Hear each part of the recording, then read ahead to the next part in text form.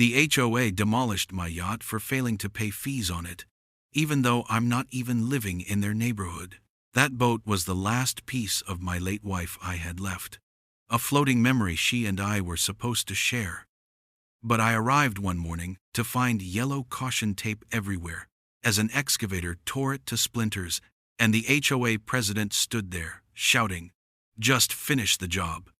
She thought I was just some old man she could steamroll. She had no idea that I don't just rent a slip at this dock. I own the entire marina. Where are you watching from? Drop a comment below, because their downfall is just getting started. And if you believe no HOA should ever have the power to destroy a person's private property, hit subscribe. You won't want to miss how they lost everything.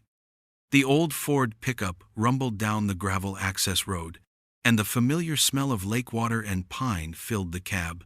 It was my favorite part of the morning. For a guy who spent 30 years in the belly of a ship, surrounded by the hum of turbines and the scent of diesel, a quiet marina was paradise. Especially this one, my marina. The sun was just starting to burn off the morning mist, and out at the end of slip 12, I could see her silhouette. The Hannah's Kiss. A 38-foot wooden cruiser my late wife had fallen in love with when we were just kids. We could never afford it back then, of course. I found it rotting in a boatyard 6 years ago, 2 years after she passed. Buying it was an impulse. Restoring it became my mission. Every plank I sanded, every coat of varnish I applied, felt like a conversation with her. The boat wasn't just wood and brass, it was a floating memory. The last big project we never got to do together. I pulled into my usual spot, grabbed my thermos of coffee, and started the walk down the dock. The old boards creaked under my boots, a sound as comforting as a ticking clock. Everything was just as it should be. The gentle lapping of water against the hulls, the distant cry of a gull.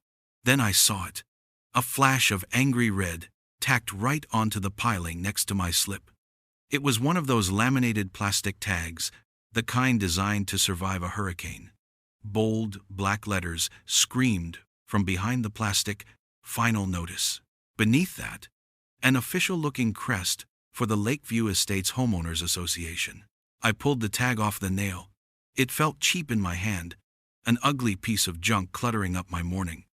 A list of violations was checked off in smudged ink: unauthorized vessel, failure to display community permit, and delinquent mooring fees. At the bottom, a hand-scrawled note: payment due immediately. Contact the compliance office. I looked at the boat. She was gleaming.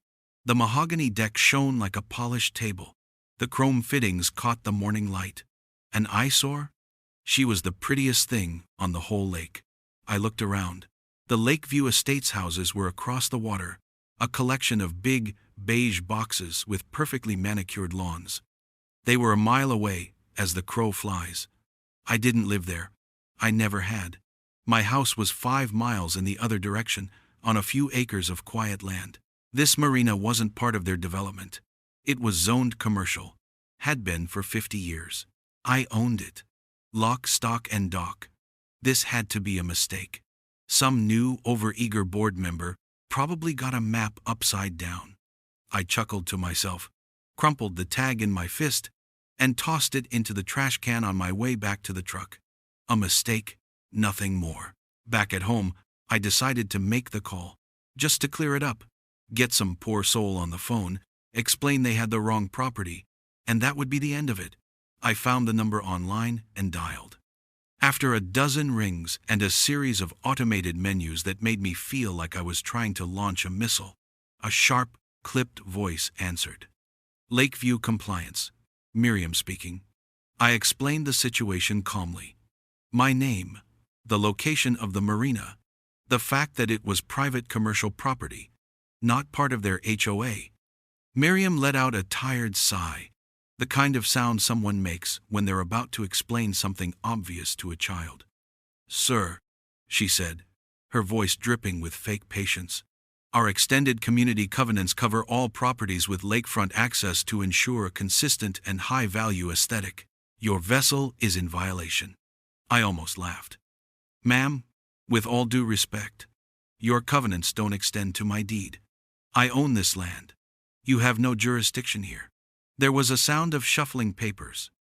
Mr. Hanley, we have notified you multiple times about the delinquency. Our records show 3 prior warnings were issued. That got my attention. I check my post office box twice a week. Nothing. I've received nothing from you, I said, my voice a little firmer now. There must be an error in your records. She ignored me. Furthermore, your boat is an eyesore. It's old, wooden, and doesn't fit the modern character of our community. It's frankly hurting property values. That was it. That was the line. I thought of the thousands of hours I'd spent, the knuckles I'd busted, the love I'd poured into that restoration, all to honor my wife. And this woman, this voice on the phone, called it an eyesore. I took a slow breath. Getting angry wouldn't solve a clerical error. Listen, I said, keeping my tone level. Just send me a copy of the document that shows my Marina is part of your HOA. If you can provide that, we can talk. If not, I expect you to stop harassing me, she replied with a smug little. You'll be hearing from us. And the line went dead. I hung up, more irritated than worried. She was a bully with a clipboard. Nothing more. A paperwork tyrant in a beige kingdom. They had no legal leg to stand on, and she knew it. The whole thing was just a ridiculous, bureaucratic overreach that would sort itself out once they realized they were barking up the wrong tree. For a week, I heard nothing. I went about my business, checked on the boat, and nearly forgot about Miriam and her extended covenants. I figured she'd looked at a county parcel map, felt like a fool, and quietly dropped it. Then, the mail came. It wasn't a regular envelope. It was a certified letter, the kind you have to sign for. My heart sank a little as I signed the postman's scanner. Back inside, I slit the envelope open with a kitchen knife. The same Lakeview Estates crest was at the top. It was an official invoice, a long list of fines, itemized with a kind of vicious creativity.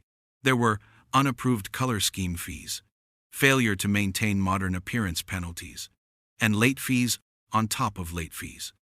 At the bottom of the page, in bold, unforgiving print, was the total, $11,200. My blood ran cold, but it was the final sentence that really stopped my breath. It read, "Failure to remit payment within 72 hours will result in further enforcement, up to and including removal action of the offending property at the owner's expense." They weren't making a mistake. This was a threat. They were coming for my wife's boat. I spent the next 3 days on the phone with a property lawyer. He was a decent guy, a young man with a sharp mind, who confirmed everything I already knew. The HOA had no claim. He drafted a blistering cease and desist letter, citing state property laws and demanding they retract their bogus fine and issue a formal apology. He sent it via courier. We gave them 48 hours to respond. We heard nothing. Silence. My lawyer said that was good. It meant they were cornered, talking to their own attorneys, who were likely telling them how badly they'd screwed up. "They'll go quiet and hope you go away, Jack," he'd advised. "Just sit tight. Don't engage. The ball is in our court." So I sat tight. For 1 week, I stayed away from the marina. I worked in my garage, tinkering with an old engine, trying to keep my hands and my mind busy. But every time I closed my eyes, I saw that $11,000 invoice. I heard Miriam's condescending voice calling my wife's boat an eyesore. Finally, I couldn't stand it anymore. I needed to see her. I needed to run my hand along her polished rail and remember why I was fighting this. I turned onto the access road and knew immediately that something was wrong. There was yellow caution tape strung between the trees at the entrance. Up ahead, I saw flashing lights. 2 police cruisers were parked near the docks, their presence a harsh intrusion on the morning peace. A cold knot formed in my stomach. I parked the truck and got out, my boots crunching on the gravel. I ducked under the tape and started walking faster. A young officer saw me and put his hand up. "Sir, this is a restricted area." I didn't stop. "That's my Marina," I said, my voice flat. I kept my eyes fixed on slip 12, but there was nothing there. Just an empty space of dark, choppy water. My boat was gone. For a second, a wild hope flickered through me. They towed it. They moved it to an impound lot. It was a stupid, expensive hassle, but she was safe. Then I saw the debris. Splintered pieces of mahogany bobbed in the water. A piece of the brass nameplate, Hannah's K, lay half submerged in the mud, and on the shore, fresh tracks from heavy machinery. Deep, wide gouges torn into the earth. They hadn't towed her. They had destroyed her. My legs felt weak. I leaned against a piling to keep from falling. It was like getting a punch to the gut that you never saw coming. Decades of discipline, of keeping my composure in situations where one mistake could mean life or death, just evaporated. All I felt was a hollow, ringing emptiness. That boat was my therapy. It was my connection to her. They hadn't just demolished a vessel, they had taken a bulldozer to a memory. I saw one of my neighbors, an old fisherman named Dale, standing by his own slip, looking pale. He saw me and walked over, his face grim. "Jack, I'm so sorry," he whispered. "It happened yesterday. They came with an excavator. I got some of it on my phone." He fumbled with his old flip phone, and after a few clicks, held it out to me. The video was shaky, filmed from a distance, but it was clear enough. A huge yellow machine with a clawed bucket, slamming down again and again on the boat's beautiful wooden hull.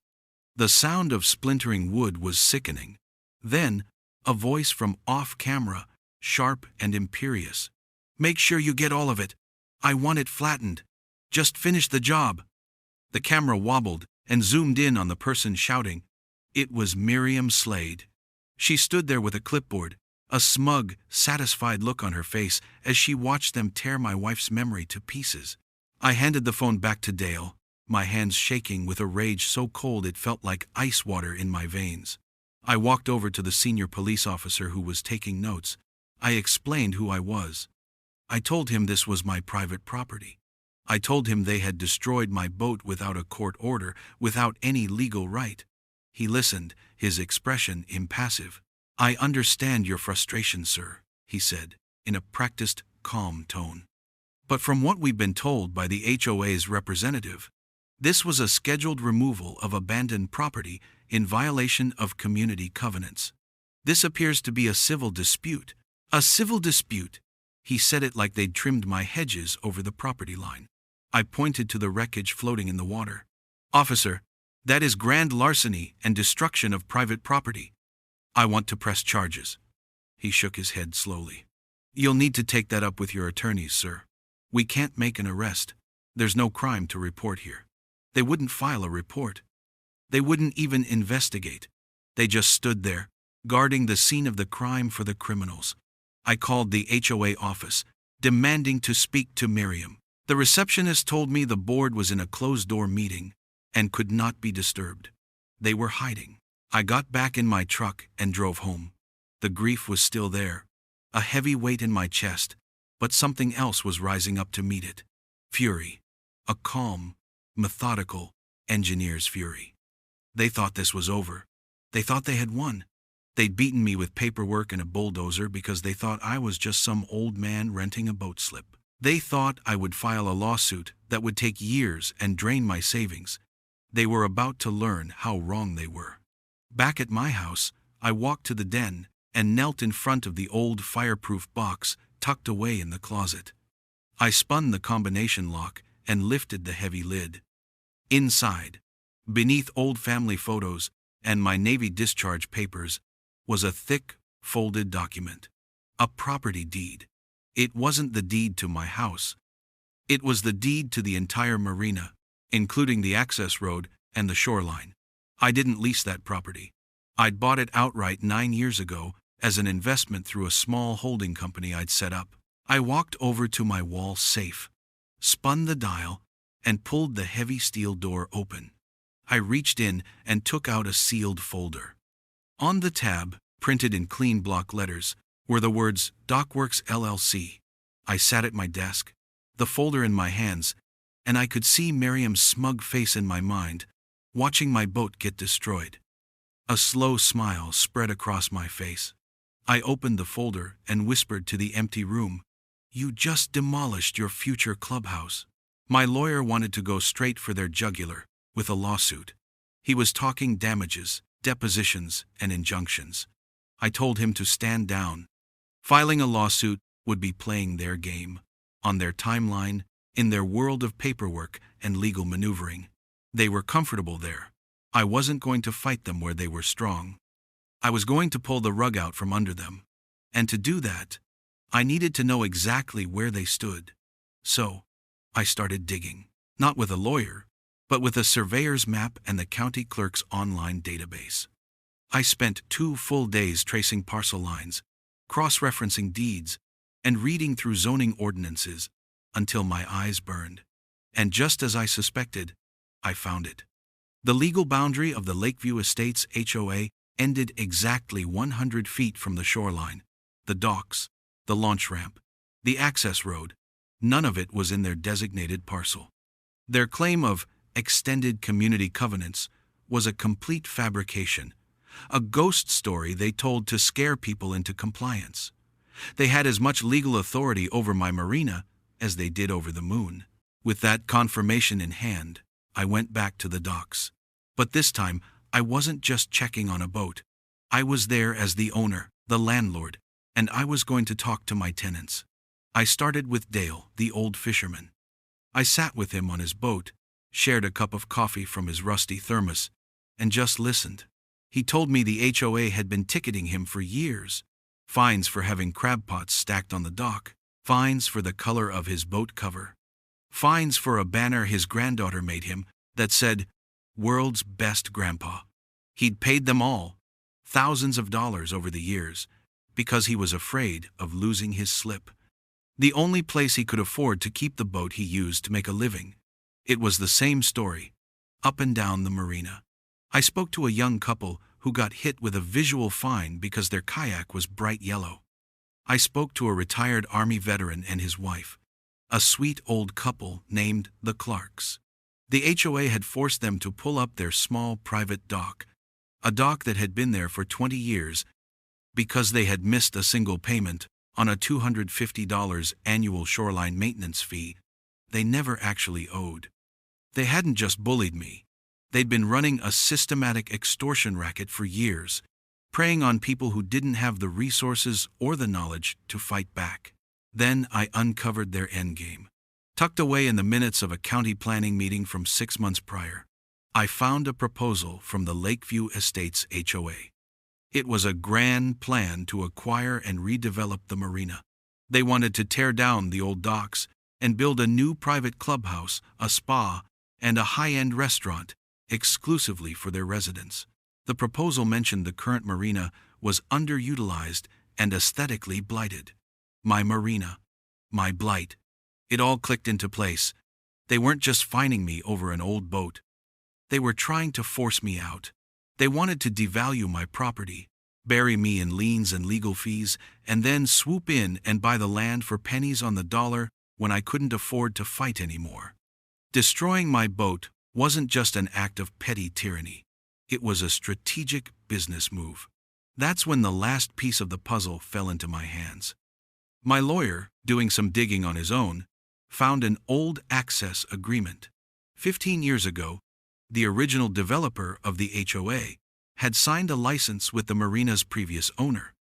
It gave the HOA residents permission to use a small, private footbridge that crossed a creek and led directly to the marina's main walkway. It was a shortcut, a convenience. And according to the terms, the license could be revoked by the marina's owner at any time, for any reason, with 24 hours notice. I didn't file a lawsuit. I didn't send another angry letter. I simply had my lawyer draft a 1-page document, a formal revocation of the access license for the footbridge, effective immediately. I made a few copies. The next HOA board meeting was that Thursday. It was an open meeting, held in the community's sterile beige clubhouse.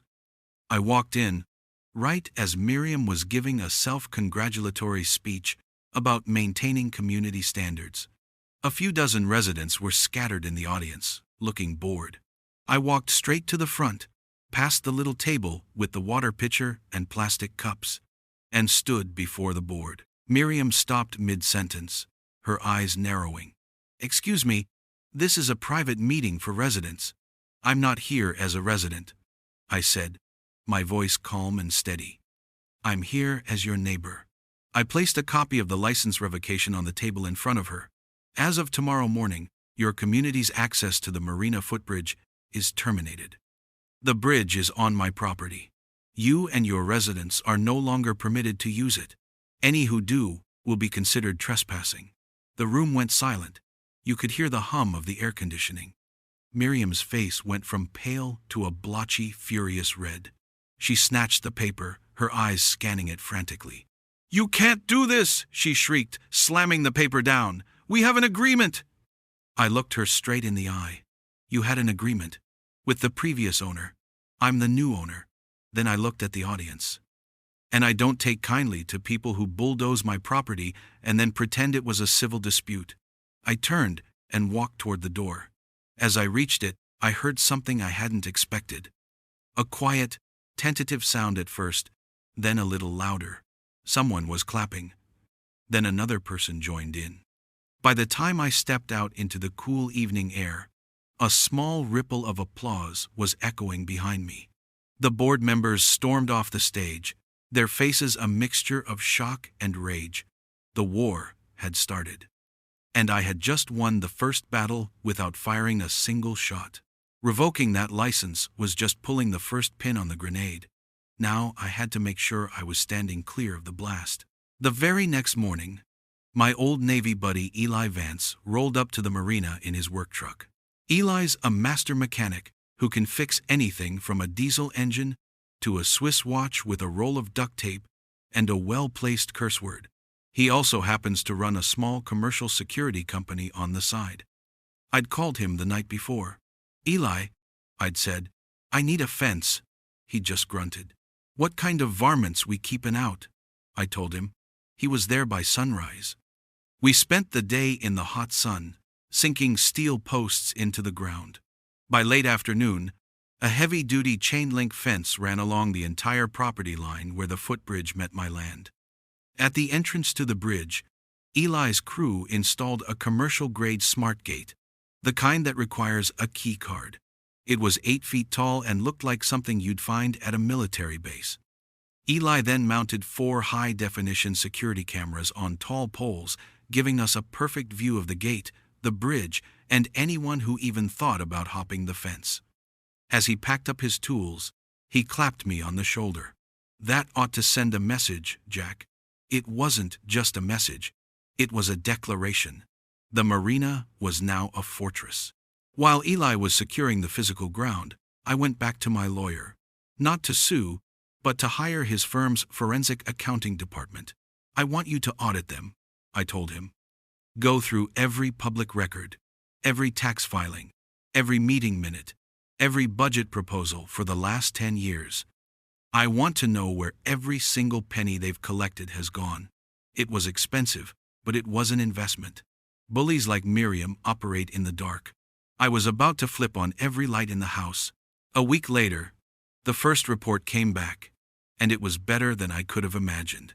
It turned out the Lakeview HOA was not just poorly managed, it was fundamentally corrupt. The audit uncovered a pattern of illegal activity that was breathtaking in its arrogance. They had filed dozens of improper liens against properties, often without the legally required board vote. They had been collecting tens of thousands of dollars in these made-up visual fines for things like kayaks and garden gnomes, and channeling the money into an unaudited slush fund that the treasurer, a woman named Sandra Lyle, controlled directly. None of it was in the official budget. None of it had been approved by the homeowners they claimed to represent. They were operating far outside the authority granted to them in their own founding documents. They weren't a homeowners association. They were a gang. Armed with this information, I made my next move. I didn't go to the authorities yet. I went to the people. I drafted a simple, one-page letter. At the top, in bold letters, it read, "Notice to the residents of Lakeview Estates."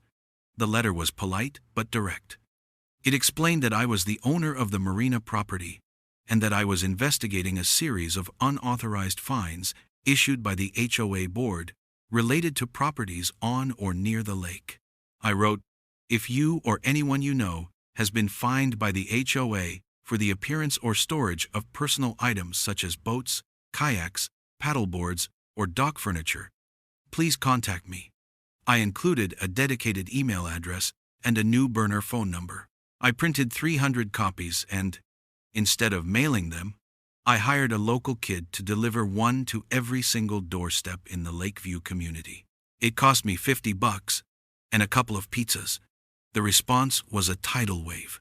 My new phone started ringing that same afternoon and didn't stop.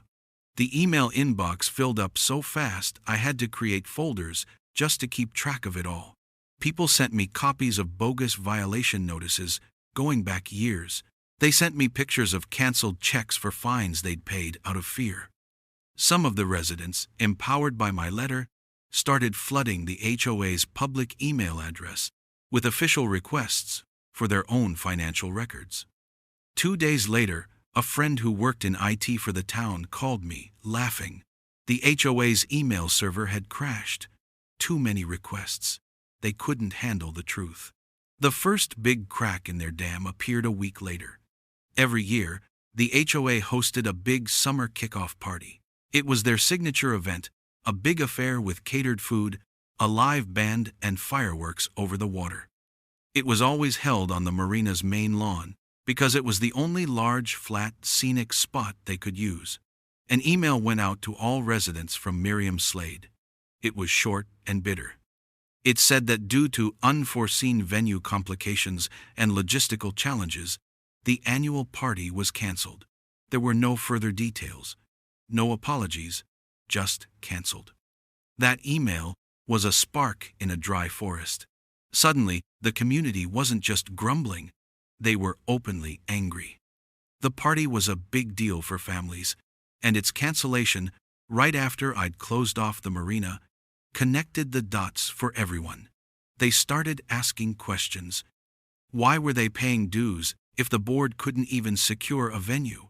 What complications? The whispers started turning into conversations. I'd see people talking over their fences, in the grocery store aisles. When I drove through town, people who used to ignore me would now give me a slow nod, a little wave. They knew what was happening. They knew I was the reason the party was canceled. And they weren't mad at me. They were mad at the board, who had lost them the privilege. The community was turning. They were tired of being ruled by a tyrant with a clipboard. They were starting to trust the quiet old man she'd tried to crush. The canceled party was the crack in the dam. But the flood came a week later. A young, hungry reporter from the local news station got wind of the story.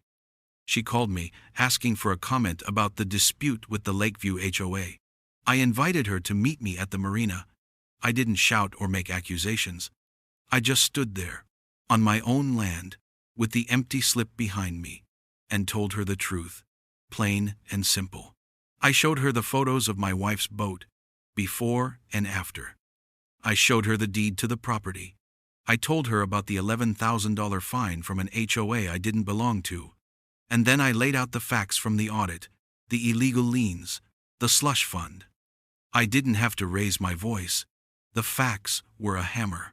I ended the interview with a clear, steady gaze into the camera. They flattened my wife's boat without a single court order, on land they don't own. I said, they trespassed and they lied to the police about it. Enough is enough. The story ran on the 6 o'clock news that night. The quiet, simmering anger in the community erupted into a full-blown firestorm.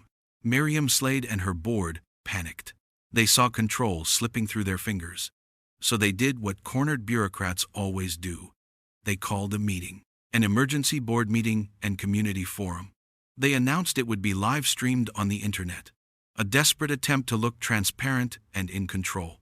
They thought they could spin the narrative, paint me as a disgruntled troublemaker, and themselves as the guardians of property values. They had no idea I was bringing receipts. The meeting was held in the same clubhouse, but this time it was packed. Standing room only. Every seat was filled with anxious, angry homeowners. News cameras were set up in the back. The air was thick with tension. Miriam and the rest of the board, the sweaty enforcer, Frank Dobler, and the meek treasurer, Sandra Lyle, sat at a long table at the front, looking nervous, but trying to project an air of authority. Miriam started the meeting with a prepared statement, her voice tight with forced composure. She talked about defending community standards and misinformation campaigns designed to undermine the board. She was trying to frame me as the villain. I let her finish. Then, I stood up from my seat in the second row. I wasn't alone. With me were the Clarks, the elderly veteran couple whose dock the HOA had ripped out. Next to them was the young family with the bright yellow kayak, clutching their stack of bogus fine notices. We walked to the front of the room together. Miriam's eyes widened in alarm. "This is not the time for public comment," she snapped. I ignored her. I walked up to a small podium they'd set up for residents, took out my phone, and connected it to the room's big projector screen. Dale's shaky video filled the wall. The sound of the excavator's claw smashing into my wife's boat echoed through the silent room. The image of Miriam herself, shouting, "Just finish the job," was 10 feet tall for everyone to see. There were audible gasps from the audience. The board members stared at their hands, refusing to look at the screen. When the video ended, I left the image of Miriam's smug face frozen on the wall. Then I turned to the board. I didn't raise my voice. I spoke in the same calm, measured tone I'd used with the reporter. "That was my property," I said, letting the words hang in the air. "Demolished on my land, with no warning and no legal authority." I then pulled a piece of paper from my jacket pocket. It was the revocation letter for the footbridge access. I walked over to their table and placed it right in front of Miriam, the same way I had before. "This is a copy of the legal notice revoking your access to my property. You received it over a week ago." I turned back to the audience. "The board told you the party was canceled due to venue complications. The complication is that they got caught trespassing, and their free ride is over." A murmur rippled through the crowd. Frank Dobler, the enforcer, puffed out his chest and stood up. "Now see here. We are the duly elected authority of this community. You have to respect our position." Miriam, seeing her power crumbling, started yelling over him. "He's a troublemaker. He's trying to divide us. We must respect the authority of the board." The room was starting to devolve into chaos. I held up a hand, and surprisingly, the room quieted. All eyes were on me. I looked straight at Frank, and then at Miriam. My voice dropped, but it carried to every corner of that room. "I've served under real authority," I said, my voice as hard and cold as steel. "I've followed orders from men who earned their rank through service and sacrifice. You don't qualify. You could have heard a pin drop." The air went out of Miriam's sails. She just stared at me, her mouth hanging open. The bluff had been called. Her fake power had vanished. And then, the most amazing thing happened. One of the board members, a quiet man who I'd never seen speak before, pushed his chair back. He stood up, took off the little plastic name badge that said board member, and set it gently on the table. "I resign," he said, and walked off the stage. A moment later, another board member did the same, and then another. Live on camera, in front of the whole community, their house of cards was collapsing, one resignation at a time.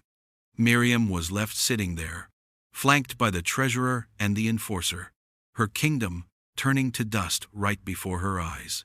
I thought the public humiliation would be the end of it. I was wrong. Miriam Slade wasn't just a bully. She was a cornered animal, and that made her desperate.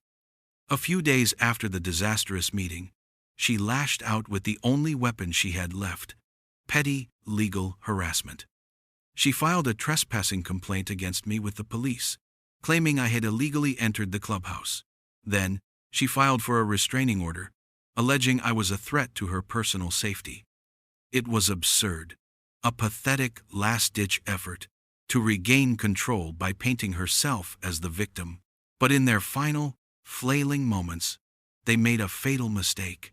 They had underestimated not just me, but the people they had hired to do their dirty work.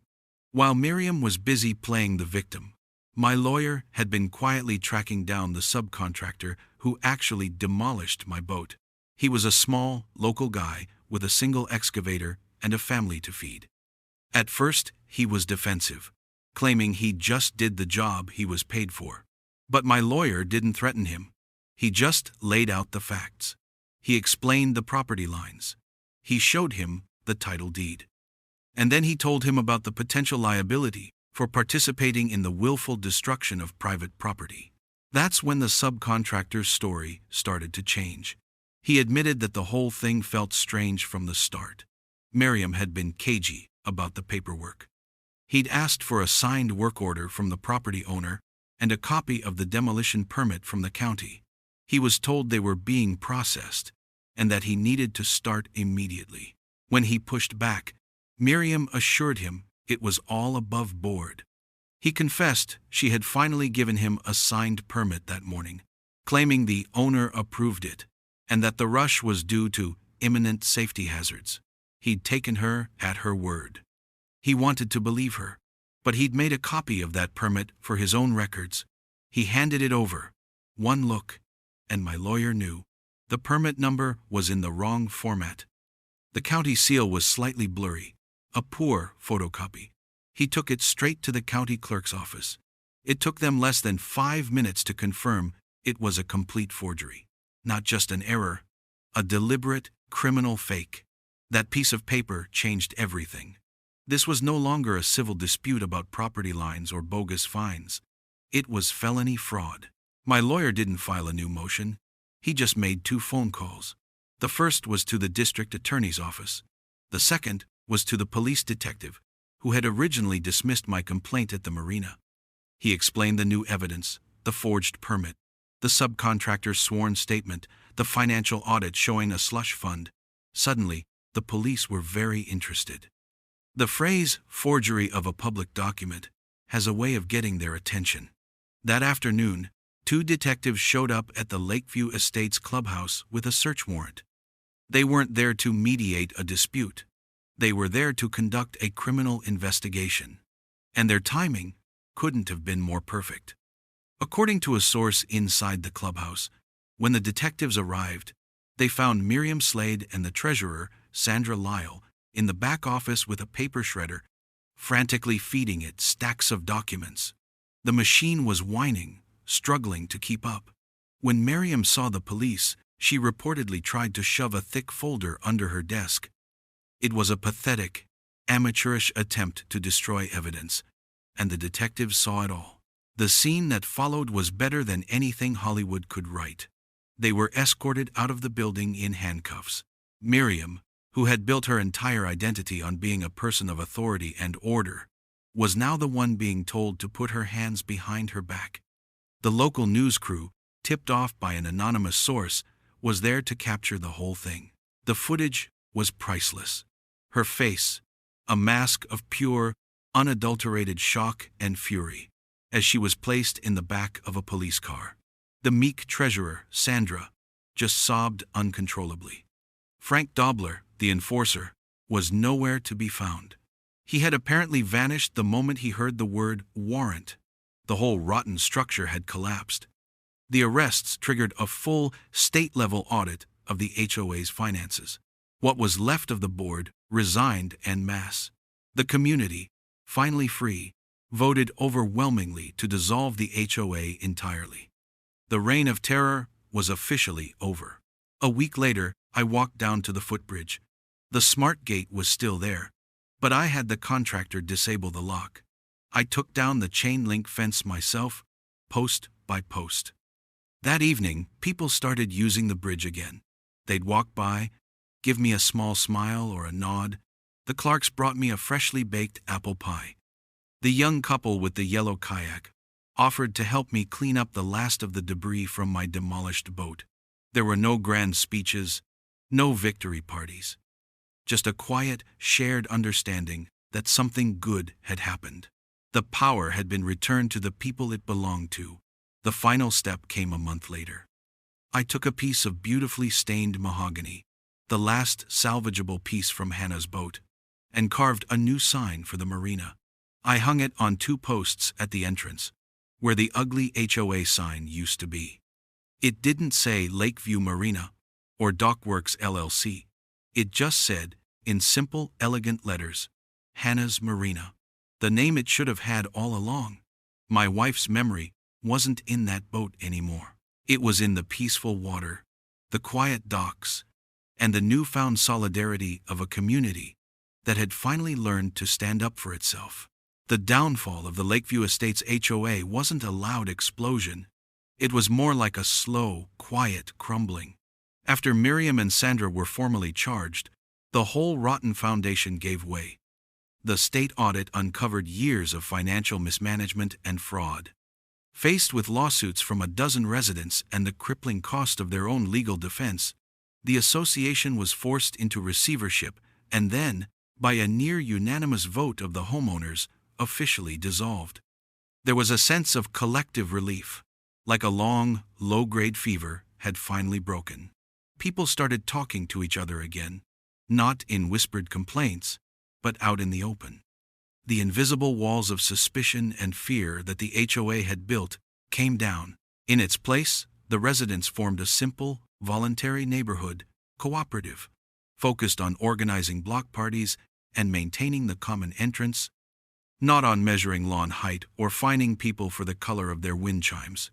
It turned out that when you treat people like adults, they tend to act like them. The legal battles ended with a settlement. My lawyer fought for a sum that not only covered the full replacement value of Hannah's boat, but also significant punitive damages for the fraud and willful destruction of property. It was a substantial amount of money, more than I would ever need. Keeping it for myself felt wrong. The fight was never about money. It was about respect, about memory. I thought about what Hannah would have wanted.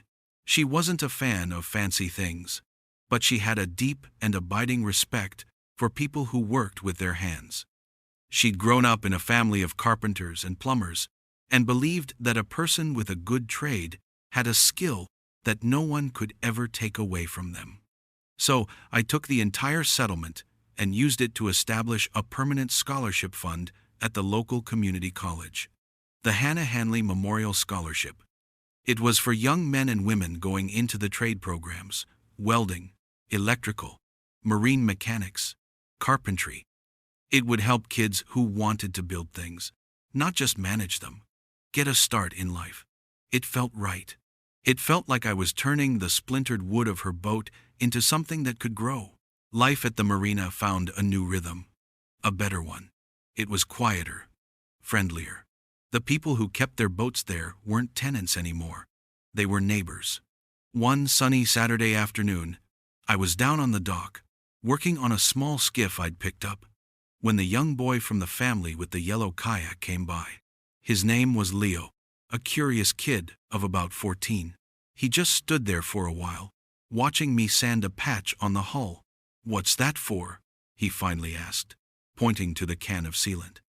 I stopped what I was doing and explained how the sealant protects the wood from the water, how you have to apply it in thin, even coats, and how the preparation is the most important part of the job.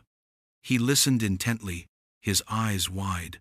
On an impulse, I handed him a clean rag. "Here," I said, "you wipe down the part I just sanded. Get every bit of dust off." He took the rag and worked with a quiet focus, as careful as a surgeon. For the next hour, I showed him how to mix the epoxy, how to apply it, and how to read the grain of the wood. We didn't talk much, but we worked. When we were done, he stood back and looked at the smooth, protected patch. A small, proud smile touched his lips. It was the first time I'd really felt like building something again, since they'd destroyed her boat. That evening, I sat on the porch of my small office overlooking the marina, a mug of coffee growing cold in my hands. The sun was setting over the lake, painting the water in shades of orange and purple. Down on the docks, a few kids were fishing with their dad. Mr. Clark had rebuilt his little dock and was out on it, enjoying the evening with his wife. An American flag, newly raised on a pole at the end of the main pier, flapped softly in the breeze. Tucked away in what used to be Slip 12 was a new boat. It wasn't a fancy wooden cruiser. It was a simple, sturdy, little fishing boat, the kind a man could use without worrying about scratching the varnish. Justice isn't something you find in a law book or a courtroom. It's a level deck. It's the right to be left alone and the peace of mind that comes from knowing your neighbors have your back. They thought they could bulldoze a memory, erase a piece of my past, but all they did was wake me up.